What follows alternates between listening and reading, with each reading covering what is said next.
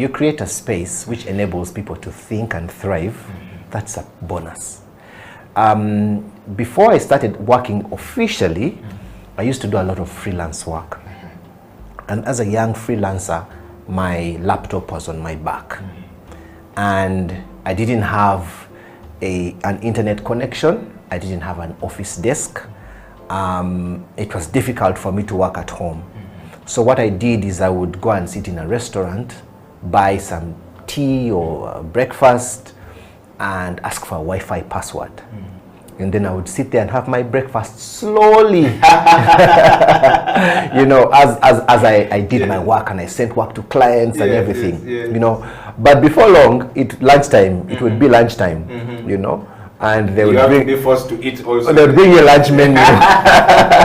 You see what I mean? Yes. So when you find a space where people can come and sit and pay for a full day. 10,000, I'm told. Yes, you see, that is creativity. Yeah. Because the owner of this building or the owner of this space knows that people, there's a certain segment of the market that can't afford to rent a premises per square meter or 10 square meters or 100 square meters and pay monthly and bring their own furniture, their own internet connection, carpeting, light and everything, a working bathroom, and then lunch for staff members. So they think about it creatively and they say, how many people can this space take? 100 people per day. Okay, good. If each of those people pays 10,000 per day, and they come and have access to the internet and a nice chair and a desk and a good environment where they can concentrate and deliver. That is brilliant. That is creativity in the workplace.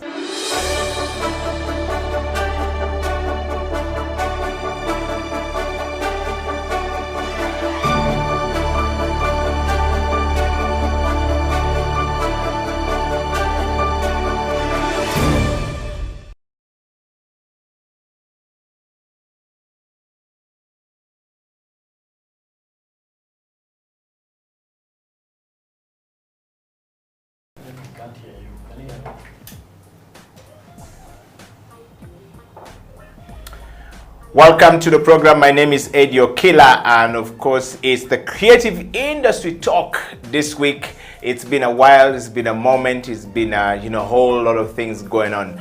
This week on the program, we continue with our series on the New Africa-France Summit 2021, the new relationship of France-Africa. What does it really mean to the creative industry in Uganda? What does it mean to the Ugandan creative industry? And we're breaking this down one by one until we get to the point where we talk about business. What does it mean from a political point of view? What does it mean from a creative point of view? But this particular show or program, we are talking about what does the New Africa-France Summit particularly mean to the Uganda creative industry, and to be specific, from the festival programmers or the festival organizers. And to break this down for us on the show this week, fresh from Montpellier, is the one and only Faisal Kiwewa. Faisal, bonjour, ça va bien? Welcome to the program. Oui. Yes. So, while you're in France, you've been away for a while, and people have been wondering whether you have abandoned the show. What has happened to Faisal? Where is he? I said, the man is an international villager. He's always moving, so he's somewhere. And welcome back. Thank you. To start the show with immediately, we just want to go straight to something that people have been talking about quite a bit. And I want to just, you attended the summit in France. What does this summit really mean, this new relationship France-Africa mean to the creative industry, particularly, first of all, to Africa? What does it mean? Yes. I think the biggest question here is because I really don't think people should get over too much ahead of themselves when it comes to what does the relationship mean and how does it come about. But I think really understanding it, you need to go back to the history of France and Africa. And also, to be fair, I think for me, this is my personal opinion, I think to be fair, Africa is a continent of almost, 54 states, and France is one country as well, is one state. So I think we should be fair not to expect too much from France, because it's one small country on looking out for this big continent of 54 states. So I want to be really, for me to be sure that I'm not going to expect too much, but there is a new relationship that is growing. Then also to understand this relationship as well is also to have been there at that moment, to be there in the space, to see what are these people talking about, how are they engaging, because there's news, there is talking, but there's also body language.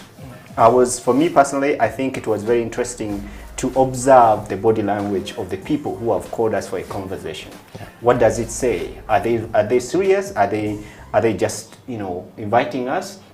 And I think the last thing about it, understanding it, is that it was very, very clear, I think for the first time, to see such a political space taken by creatives and young people, not politicians. And of course, it doesn't mean that France doesn't do politics with Africa, but it was a space whereby we're not going to go dragged into protocol issues or whatever. You are in an environment where you are talking freely with each other. And even with Macron himself and his ministers, we're just really talking. There was not really any tensions on don't get too close or things like that. So for me, I felt like the opportunity was to actually physically see the young people from Africa and how they are engaging. And I think the most also important thing from the French perspective, I think, is that we realize that there are 7 million French citizens living on the continent. Yeah. So these 7 million French citizens living on the continent, I think the French government has an obligation to plan and prepare and take care of its citizens. So if the politics has only been talking about politics and nothing is going to work, yet they have their own citizens on the continent that will need to see France as their country that is taking care of them, they need to start investing in those communities. So these are the things really, like for me, the 4 or 5 major topics I was looking at while I was there. Wow. Well, thank you so much, Faisal, for breaking that. And I want to just take a moment to welcome everybody who is out there to the program. Creative Industry Talk is a program that exists for us creative to express ourselves, for us to share ideas, for us to bring topical issues that we need to talk about, things that must be discussed at this point in time. And of course, we're bringing policy makers onto the platform, bringing every single one of those people who we think is important to the Creative Industry Talk. France is no different. And when France says that we want to start a new relationship with Africa, like Faisal said, 54 states versus one country. We also know that that one country is part of the G6, G7, which means that there are a bigger number of people involved behind France.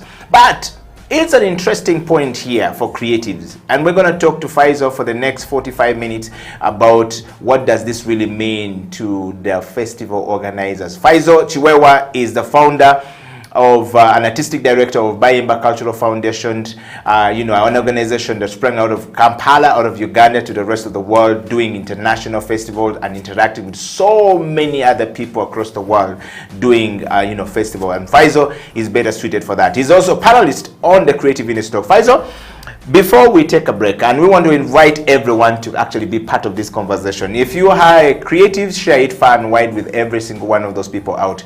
This conversation must be heard and must take place. Yeah. Faisal, I like what you have said. I want to take you straight. So sitting there, you said you watched a lot of body language. And I think that most people don't pay attention to that. But for me, that is very important, that when somebody is speaking, you watch the body language. Do they really mean what they're saying? Yeah. And I want to ask you a question that, we've been asking these questions. And I want to ask you this question again from your perspective. Do you think this relationship, this new direction from France, actually should be taken serious by the Africans? Definitely. I think if the French were not really engaged and ready to, to create this new paradigm with all the young people in Africa, they wouldn't have invested so much into this whole conversation. I think what is important is really to recognize the fact that France has had a lot of trouble in Africa, given its Francophone territory in West Africa. And then it had also had a lot of disconnection from the Anglophone, the Russophone and the Spanish-speaking African countries.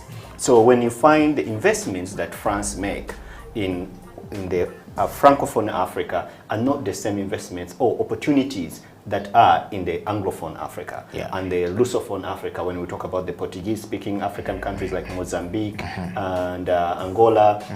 So they are realizing that, okay, if we have people in Africa, they're not only living in the Francophone African countries, but they're also living in the Anglophone countries. And I think the strategy here, this is my observation, is that it's not that it's going to be a direct government engagement with young people. No, I think that's why they brought in partners like INPay, which is an investment agency. They brought in like AFD, which is the French development agency. They brought in Organization of Institute of Francophonie countries. They brought in Institut Français. These are the gatekeepers. These are the people who are going to be dealing with us, the young people. And the conversations were about, okay, what is AFD doing? And for me, it was very interesting to find that we've known AFD as a development agency for France, but investing in big businesses, infrastructure, roads, government, and projects, but they had never thought about the creative industry. And for them to have this conversation, influenced by the French policies on how to engage with the new Africa, and also realizing that their politics has not worked, but the many young people now are taking over in Mali, in Gambia, they are realizing that these young people, they don't know what's going on with them. They need to get to tap into their knowledge and see what's going on in their head so that they can also understand them as well as support them. Wow. Faisal, I wanted to throw light a little bit more before we go into a break. Sitting there and watching what was there on that stage from a creative perspective, from a festival organizer, from a musical programmer, what opportunities did you see that there was present on that stage for musicians, for creative minds in the music industry, festival like yourself? I think for me, what I would say that I had a very good opportunity to engage with the Minister of Economics from the French government, and also the Director General of the Institut Français, and we had a very candid discussion on how and for me, my job was really to tell them, guys, you've invested enough, not enough maybe, but you've invested a lot in the Francophone Africa. If you go to West Africa, you go to Burkina, you go to Ghana, to Ivory Coast, there are big concert spaces with the Institut Français. They are set up by the French. They are run, they are facilitated. There are musicians who tour France every year because of the Francophonie support, because they are part of the IOF, the Institute, the Organization of Francophone speaking countries. So these people have had these opportunities, and my job was to tell them, like, look, we are also the Anglophone. We are interested in your culture. We are interested in your art. We are interested in your artists. But also, we also have artists that we think would add value to your French artistic scene. So why don't you also invest the same way you're investing in the Francophone African countries? So the idea for me was to engage them to realize that they need to balance their investment when it comes to art, to culture, to opportunities for artists, to, they give visas for artists from West Africa all the time. It's difficult to get a visa when you're from Anglophone country, to go to France to perform or to do art. They're always supporting them to do kind of art. So I was really interested in cultivating this conversation and seeing that, also appreciating the fact that agencies like AFD are really starting to invest in the creative industries. Wow. Well, thank you very much, Faisal. We are talking to Faisal Kiwewa here, and this is the Creative Industry Talk. My name is Eddie Okila, and you out there can share your comments, kisses, and disses coming. Please talk to us. Post it there, and we'll be able to read it here. We're going to take a break, and when we come back, we'll dive into the real conversation from Faisal, from the festival organizer, from the festival programmer, where there are many programmers into that program. What does it really mean from us, touring and going into France and, beginning to sort of like move across, the interaction between the Anglophone countries, in Africa versus the Francophone countries in Africa. We've not been doing this together. There's been a language barrier for that matter. And now the French are saying, learn the French and be able to communicate. Is it just to communicate or to do business? We'll be talking about this after the break. Stay right there. This is the Creative Industry Talk. Eddie Okila, Faisal, we'll be right back after this.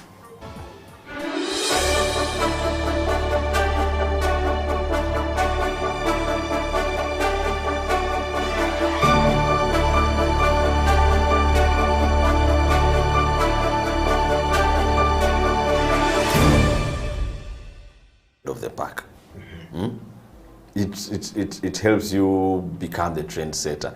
You know, humankind is set in a way that they will always have a thing for the pioneer of things. Yeah. So we see it, if you think about these big corporations we see in Uganda and how they advertise and the different promotions they bring, you will somehow the target market will always have the pioneer front of mind.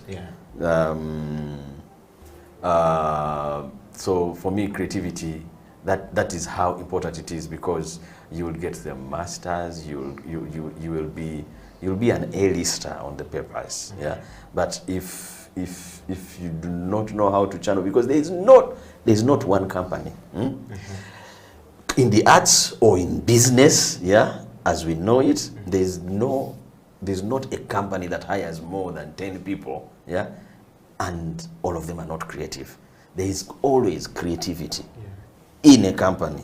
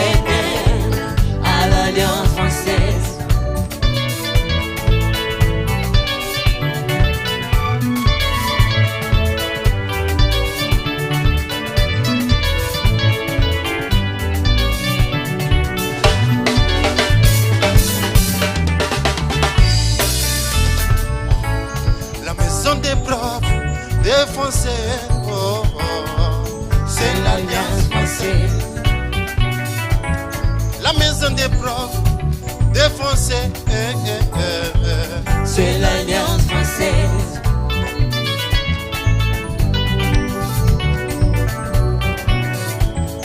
Une fille m'a posé une question, pourquoi prendre le français alors que je lui parlais de la de bonjour Kampala. Oh, venez, venez, venez, venez. Venez apprendre les français. Je vous invite à venir. Venez.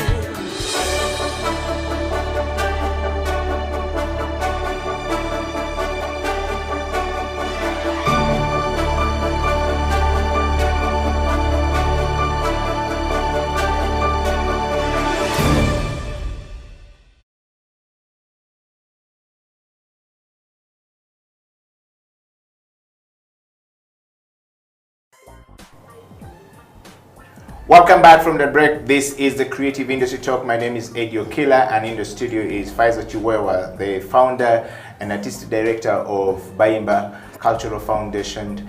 Is a festival organizer, music manager, and of course a talent developer in Uganda. He's doing this across Uganda and across Africa, and of course going to the world. There's a brand developed from Uganda. Faisal, welcome back to the program. Thank you. We are talking about the New Africa France Summit, the relationship that we're talking about, the New Africa France relationship. They're saying we're starting from afresh. Let the bygone be bygone, let the new thing begin. But Faisal, I want to just take you to this moment. What does this really mean to the festival programmers like you? Yeah. Let's dig a little bit deeper. No, I think we have to acknowledge the fact that we've worked with the French for a long time. Bayimba has been in relationship with the Institut Français for quite many years, and they have supported artists who have come to our festival in the past. But there wasn't a priority for the Institut Français to work with a festival from an Anglophone country. Now, I think what this relationship is going to bring is getting the directors and artists to work more directly with the French agencies, as well as other festival organizers around the continent. So for me, it was really interesting to see that at least now there is a recognition that yes, we've done a lot in the Francophone Africa. Now we can also do something, or start to think around how can we do something in the Anglophone Africa, which means that it will make it easier for us as programmers to get artists from France to come to perform at our festival, and also engage into collaborations and exchanges that can be having artists from Uganda to go and perform in France at festivals, at markets, at events and things like that. So I think there is that really something that that is coming as an advantage to the creatives here in Uganda. Okay, talking from that and picking from there, Faisal, I just want to know from you, what was the general feeling from most of the musical promoters or the music promoters that sat in that conference that day in Montpellier when we were there and President Macron was addressing and we were having this conference happening? What was the feeling like from the musical or the music promoters and the festival promoters? Yeah. I think you know, there was a lot of people, different, of course there were different, I think Peter talked about it as well. There were agriculturalists, economists, there were, you know, inventors, fashion designers. I was actually amazed to find you know, so many Ugandans who attended. I think we were like 50 plus who were there and as a delegation. And I think what is for me exciting is to really see that people are questioning themselves. They are really like, do they really mean it? You know, what's in for them? You know, what's in for them? I had a conversation on a bus when I was leaving the airport with a colleague from Rwanda, and he was like, Faisal, what's your opinion on this whole deal with the French? Do you think they are trying to trick us into something, a new colonization or something? But I think, like, you know, first of all, if you felt that way, then you shouldn't be there. And two, I think it's we have always to look at what are we giving and what are we getting, and how do we negotiate ourselves to be part of a conversation that we are being introduced into. I think for me, without everything else, the initiative of inviting young creatives and young people was already a big deal. So for me, it kind of opened up barriers. It kind of opened up a new era of engagement. And I think, as President Macron said, that he is not going to say that we should forget the past, but we shouldn't be failing to forge a new future.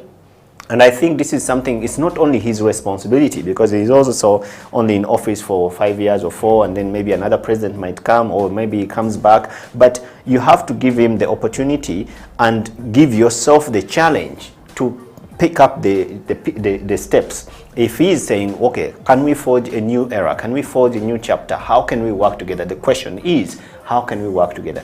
I have the responsibility to think on how to help him realize his vision, because I will benefit from it. So for me, it's really about to see how these other festival directors are looking at, okay, Faisal, if there's an opportunity to exchange, if there's an opportunity to learn together, if there's an opportunity to collaborate, can we start here? You know, I met so many of my friends. Of course, we have been in COVID time, all locked down, and it was really nice to catch up. For me, it was kind of like a reunion with all my colleagues in the business. And I think it was really fascinating to see that they are not sure, but I also think the time was too short to really go deeper into each and every conversation. There are so many speakers, so many exciting things. So I really think that from a festival programming perspective, the opportunities are there, and so many people are now starting to think around how can they start forging collaborations and exchanges. Wow. Thank you very much, Faisal, for that. I want to just drive your attention to something that we always look down on. When a new relationship is coming, there must be communication to that new relationship. People must understand where we are coming from. And attitude and perception of people from the past, as we forge a way forward, like President Macron says, that we should not forget the past, that it does exist, but also the past should not stop us from forging a way forward, to think business and think a new direction. But there is a huge part that must be communicated clearly, and people must understand it. From what I gather all across Africa, and I've been talking to so many other people from different countries, from Rwanda, Burundi, I've had a chat with guys in Angola, people have said that, well, they are talking like that, but yet the French people inside the country itself feel like the Macron is opening up a new kind of things. We're already tired of these guys. You want to bring them here, you're opening room for them to come, and it's not being received very well internally. I mean, when you guys were there in France, What was the feeling like when you're driving around in a bus or going there? Were people feeling like, look at this?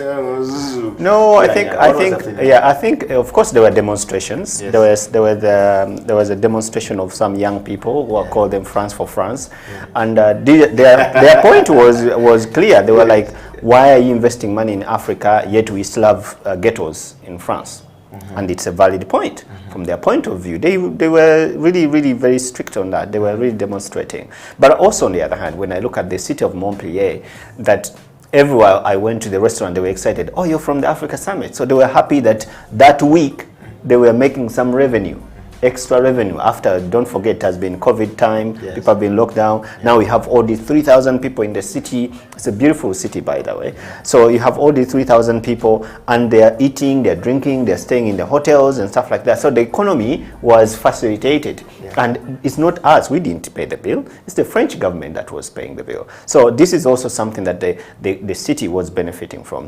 Of course, there are also other people who are saying, thinking that, okay, France should have focus on its problem. Of course, France has its problems, many problems, and those problems are not only within France, internally with the people, but it's also outside of France. Yeah. That's what brought about this lady from Burkina talking about the serving with one hand and taking with the other, supporting the military and then calling the youth to engage into a conversation. Mm-hmm. So, of course, there are so many other parts that play in this whole business, and I think the government also has to set its agenda and set its priorities.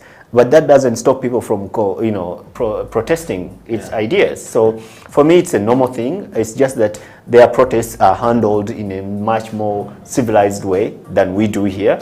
So I would think that there were valid demonstrations, and they had to be honest. I wasn't French. I wasn't offended, and I felt like they really had a right to demonstrate, because you cannot invite 3,000 people, spend all these millions on them for one day, and you still have ghettos where young people are living in places where there is no safe water, where there are so many problems that they have. So I think they had a right to demonstrate, but at the same time, I felt like also I had a very good opportunity to meet my new peers and to see that there is a bigger picture coming into this new relationship. Okay. Talking of that, by the way, Faisal, from the point of demonstration. And then you say that the French paid all the bills. There are some sections that believe that there was, some people were treated fairly, others were treated differently, others says that we should have paid all the bills. I moderated some of the conversation that was going on, and I was just speaking from different people from all across Africa. Ever since we started running this program here on the Creative Industry Talk, we've been receiving comments from people from all across Africa. This is actually the only platform where actually the review of the summit is happening. Yeah. It's only on Creative Industry Talk, and people have been writing to me from all over Benin, name it, Nigeria. I've interacted with people in Nigeria, and everyone is saying, well, I'm in the conversation, okay, we wish we could have the same, all the people who went 3,000 people can actually be able to give their feedback. But there was also a feeling that, France should have paid all the bills, that some people were given the air ticket and had to take care of themselves when they were there.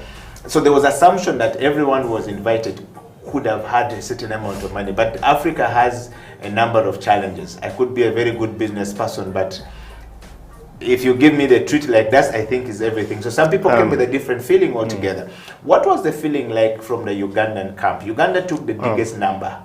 I think, I don't know. I think there were more other countries that really took a big number. Yeah.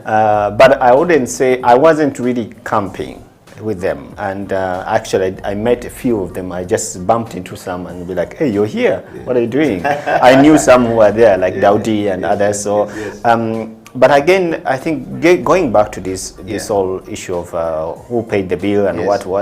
I think sometimes people miss the point. Yes. And also sometimes we tend to think that when you're invited, someone has to take care of you. I think, yes, they paid for my ticket and my hotel, but they didn't feed me. And I didn't complain, but I felt like my feeding myself was valid because I had a very relevant reason why I was there. I wasn't there just to be part of the conversation. I was giving a presentation, I was meeting with ministers, I was meeting with the stakeholders, and I was there for a purpose. Yeah. So I'm not going to look at why did France pay all the food and everything that, you know, they already did me a favor to invite me, because it was also a very long process to get invited to this event. Yes, it was a very difficult process. First of all, you had to be fully vaccinated.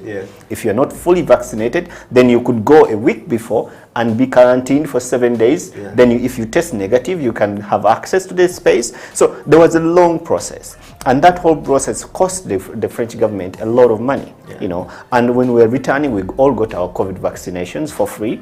So we didn't have, so these are the things that we also have to look at. I think we have to look at the reasons why we were there. I was not there to take selfies. I was not there to just be part of the gathering. I was there for a reason, and I felt like I needed to achieve some of the things that I need to achieve, because I'm just there and the conference is for one day. I need to take advantage of my time and the people who are there to get something out of it. So I managed to build onto my contact list. I managed to meet important people that I think I'm going to engage with in the future, and I'm looking forward to working with the Institut Français, with the Minister of Commerce, the French Development Agency, because I realized that when you have a conversation, even if their policies and agendas are not in line with what you're doing, they can start thinking around, okay, what is the added value here? And if you can make a good case, then they would slowly start coming into the case. And I think the steps are already there. So I'm totally not, into why I wasn't given money for food, but everything else was taken care of, and I totally got value for the time I spent there. Wow. And talking of that, Faisal, I've just seen a message coming from somebody else. Says we need to talk about the Africa way of doing things. Sometimes we the Africans expect that we need to be given everything, and everything. We don't want to spend anything. But we're saying that the new relationship means that you also it's a give and take, a give and take situation. What is your take on that one? Sometimes we have this mentality all across Africa that if you're giving me, then you have to give me everything. And so when I give you everything, there's a possibility that I can name a price and buy you at my cost. But I think also the issue of people thinking France has taken so much from Africa that they need it back in terms of now, you took our gold, you took our goods, of course they are taking a lot, to be honest. When you look at, West Africa, it's French, you go there, it's Orange, you cannot have any other network. Every city you use Orange, you use Canal Plus, so they're doing business, meaning they're taking. But I think the idea that they have realized that they need to give back, and not giving back just in terms of sponsoring festivals and events, which they do a lot in the Francophone Africa. Every festival, every event is supported by Orange, is supported by Canal Plus. So they are really giving that. But now they're really looking into investing in the new generation of thinkers, of IT guys, because they also need the workforce. You can't keep up with bringing people from France to come and work in your territories. So I think this is a very good venture, and I'm not really, sad about what they're doing and how they're doing it. What I need to do is to see what role do I play in this new relationship. And I think it's important for people to really think around not only how much am I going to get. Yes, we all need something, but it has to come when you're prepared and ready to use it the best way possible. So it's not just pocket money. Let me go to Alliance Française or Institut Français and they give me 10,000 euros. What are you going to use it for? How are you adding to their goal of having a bilateral relation with Africa? So I think for me, my responsibility now is to see how can I prepare myself when the opportunity comes? Because this is the beginning. We're just starting a conversation. If the opportunity comes and now France says, okay, now like AFD has put in I think 5 million euros into the creative industries, and that means that in the next 5 years we have 5 million euros to spend on the creative industries in Africa. And at the moment we are working with like 7 countries. We are adding on more. Uganda is one of them. So there is a big opportunity, and if that opportunity is going to expound, how am I prepared to take advantage of that, to be part of that pool that is going to be supported as well? Because I just don't only fit into the idea of being Ugandan and being part of the conversation, but I'm also helping the French government to achieve its goal of forging this new partnership with Africa. Wow. Well, we're talking about the New Africa France Summit 2020. What does it really mean for Uganda's creative industry in the festival programming? And of course, the Creative Industry Talk today is hosting Faisal Kiwewa from Bayimba Cultural Foundation, fresh from the New Africa Summit in Montpellier. Is back here. That word is disturbing. But Faisal, we want to take a break, and when we come back, we want to continue this conversation from what the Ambassador Extraordinaire, as I call him, Jules Aman, said, that I would want us to think about the next step.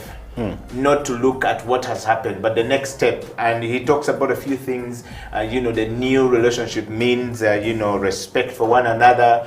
It means integrity. It means a commitment. It means that mutual respect for businesses. And he says that creativity is where the business is. And I believe that no business in the world can exist without creative people. No. And there cannot be marketing and sales and communication if there are no communication from the creative people. So, and I think also, just to add on to that, it's also important for people to understand that, as I said earlier, that we need also to prepare ourselves. When the opportunity shows up, how prepared are you? If you want to level with France, as Africa, you want to level with France, what does France see as a ground level? How are we going to balance our, levels of trade, levels of product development, levels of education, in knowledge, IT? You have to see yourself at the more where the French is, so that you can start to build up to be leveling with them. But if you say, okay, we have started this relationship, and you're going to sit back and relax and then wait for France to tell you, okay, now we need engineers, and be like, wait a minute, I don't have an engineer. So you are not going to level. So meaning that we have had an opportunity to open up a new era. And this opportunity means that we have to start preparing ourselves to meet the standards of this new era. We are not going to just be there as Africans and wait to be told, okay, now we need students to go to, like what they're doing in Qatar and in the Middle East, taking all our young kids there to do what? That's modern slavery. Are we so badly off that we can't take care of our own kids? And we send them to other people to treat them the way they want. So I think this is something that we need to learn, to say that, okay, France has opened up an opportunity. How are we going to prepare ourselves to be able to catch up and start playing at a leveled ground? Wow. Well, we are talking to Faisal Kiwewa, and this is a Creative Industry Talk live on House of Talent Television. My name is Eddie Okila. We're going to take a break, and when we come back, we will discuss what could be the next step, or what's next for the creative industry, to pick up from that pieces. And of course, Faisal and I will be back to break that down. We want to hear from you. Do you have a cases or comment from all across, whether in Africa, Europe, wherever you are, you're watching the program, please share with us, and we'll definitely be able to read your comments, and we want to hear your thoughts. Stay right there. We'll be right back after this. This is the Creative Industry Talk.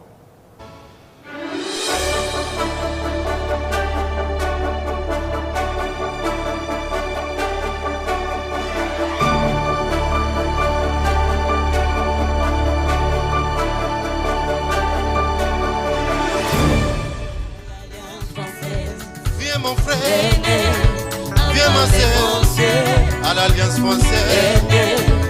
À l'Alliance française. Venez, apprendre le français. Venez à l'Alliance française.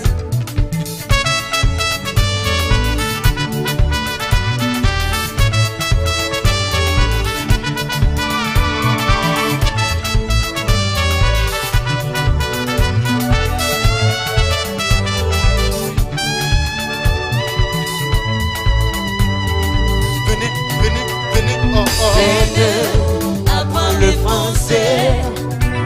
Venez à l'Alliance française. Je vous invite à venir. Venez apprendre le français. Venez à l'Alliance française.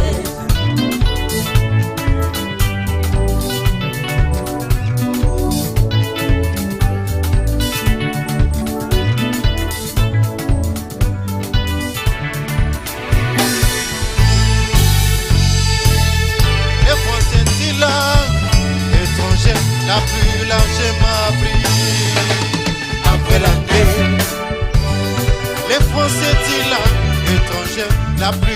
j'ai appris.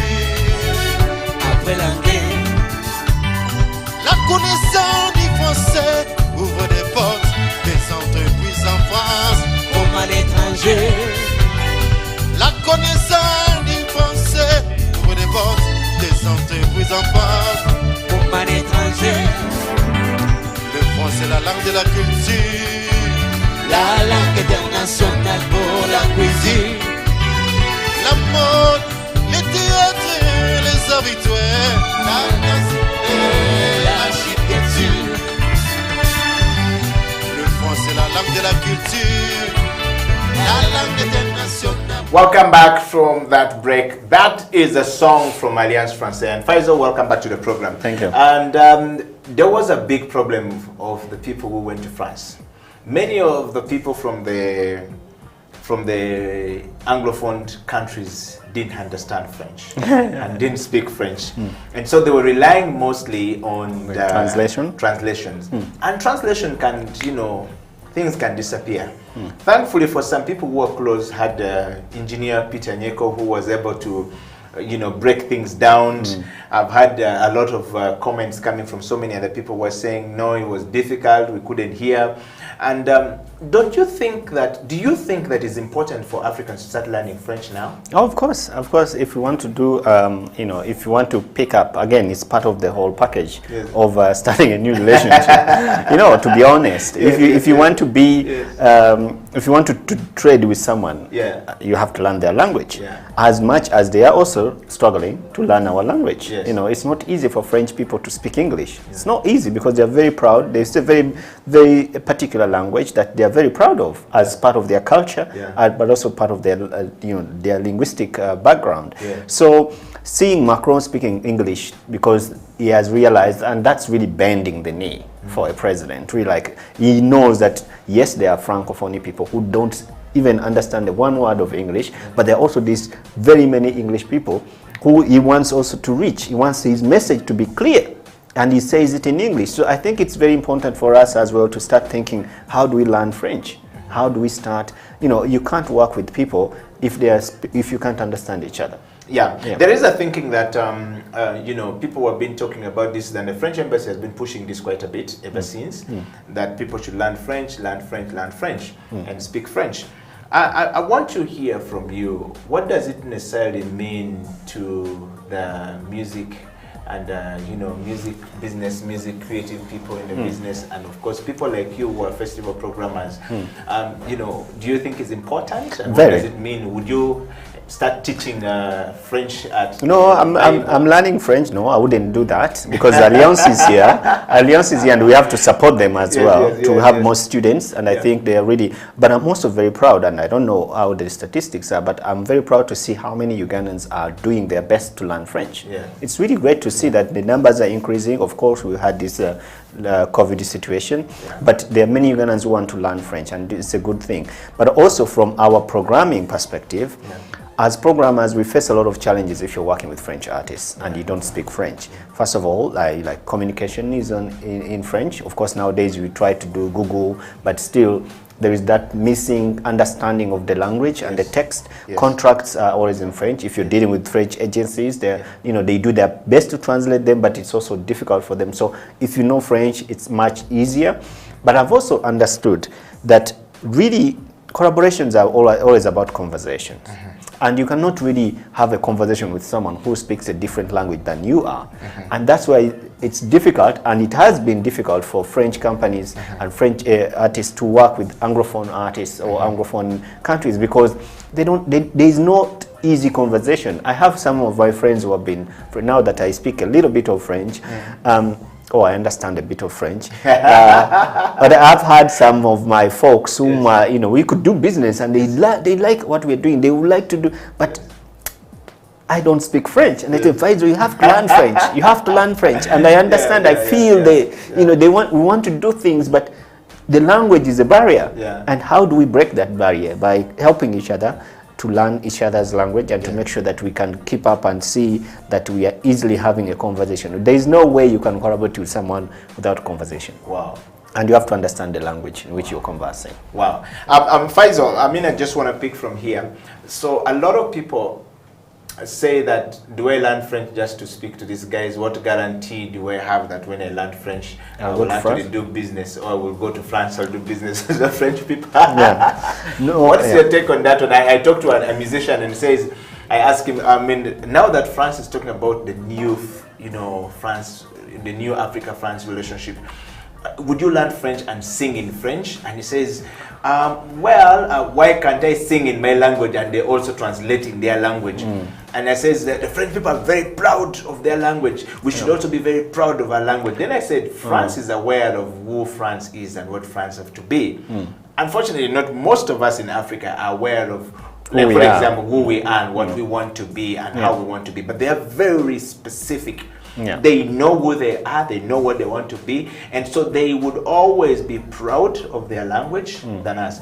But what I want you to really throw light on is a photographer. I asked another photographer who is a creative person, and he says, just to learn French because I want to go and take pictures in France. Talk to people in France, I'm not going to do that. No, I mean, what do you think about this? I think it's a wrong thing to say or to think like that, unless if you don't have any business or any idea or interest in a country or in a language, because we all don't go to school to be who we learn, who we study. We go to school because it's a necessity. It helps us to navigate challenges that we face in the future. If you study science and you're doing agriculture, it doesn't mean that what you studied was a waste of time. So if you learn a language and there is an opportunity for you to trade, to engage, to collaborate, then that investment has paid off. It's not a waste of money. And also, I don't think everyone who learns French here is looking at going to Paris. Oh, I'm going to Paris next week. Let me go and do oui, bonsoir. No, I think it's really getting themselves prepared for any opportunity that comes along. If someone comes, I have a job and I want someone who's a bilingual or speaking French and English, and you happen to be one of them, then the opportunity is yours. Maybe the job is not to take you to France, but to go to Hoima and translate for the French company Total that is building a pipeline with Peter Nyeko. So I think these are some of the things that really we learn languages for. And if it happens that there's a big opportunity where there's a target on, let me learn French to please the French people. No, I learn it because I think it's a good opportunity for me and a good added value to my CV. Okay, Faisal, that